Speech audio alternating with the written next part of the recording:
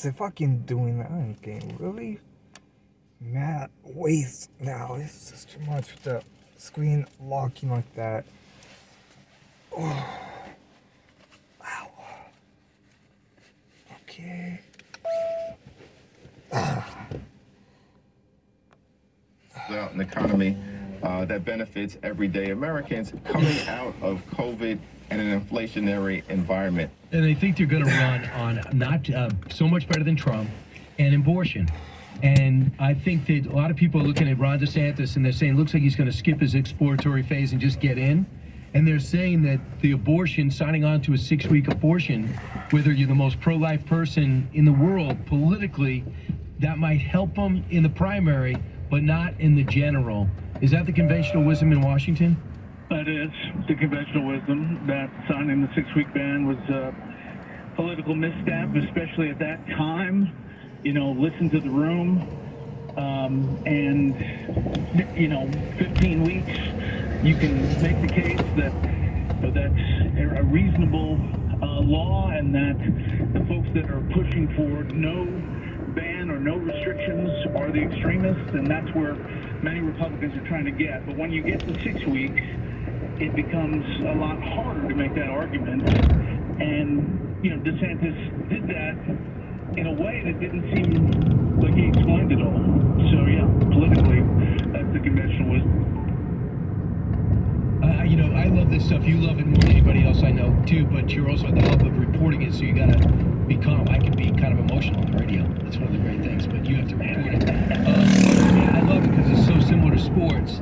But believe it or not, I think that if you told me 5 years ago, or 6 years ago, there would be a presidential candidate that would be indicted a month ago, and then yesterday, and on Friday, his testimony was released when he had to be debriefed before his rape trial, it's a civil trial accusing him of rape and defamation, and his testimony would be released talking about these horrible situations, calling a female attorney you're a horrible, despicable person too, and hearing all this stuff that's going on and describing the Access Hollywood tape and saying for the last million years the celebrities can do anything they want with women, and think that that person would be surging in the presidential polls, I would say, Brett, you're crazy. There's no way.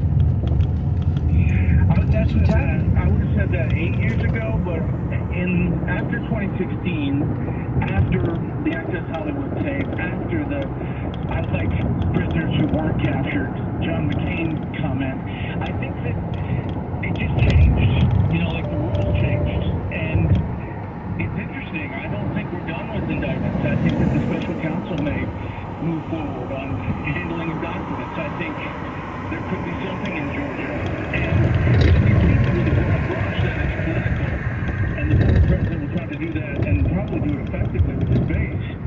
The question is whether this number about beating Biden stays at +7 if that happens, and that's the real question for Republicans as we head into the meat of this primary. Brett, it might go to +14. I mean, if he got 7 points off the last one.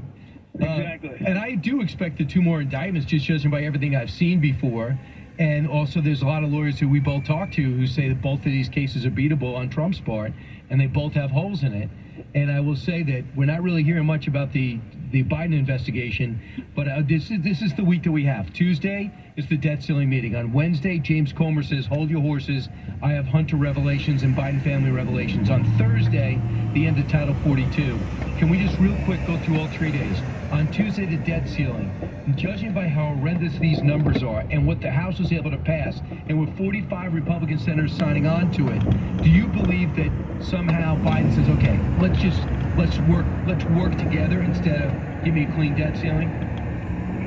I think that's what happens eventually. I doubt it happens Tuesday. I think it probably is the first marker of a conversation, but eventually they get to some conversation. The problem is that McCarthy has to hold his caucus together if it changes dramatically from what they passed.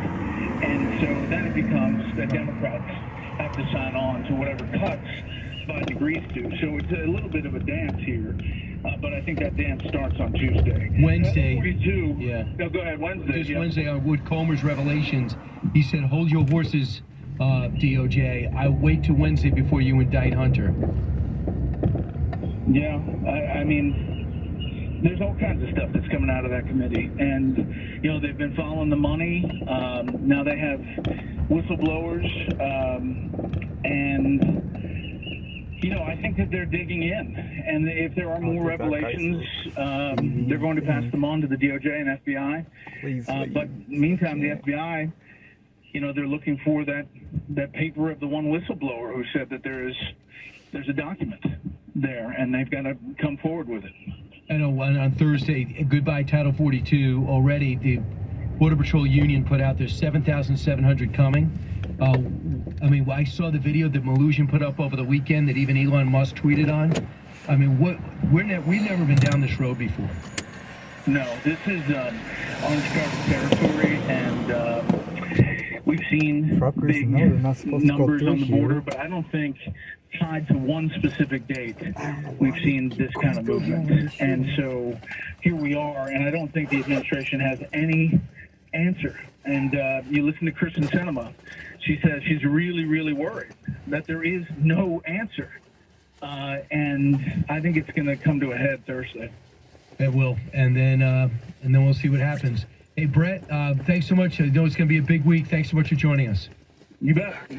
The great Brett Baer, 1-866-408-7669. When we come back, we'll find out if there's indeed more to know. Learning something new every day on the Brian Kilmeade Show.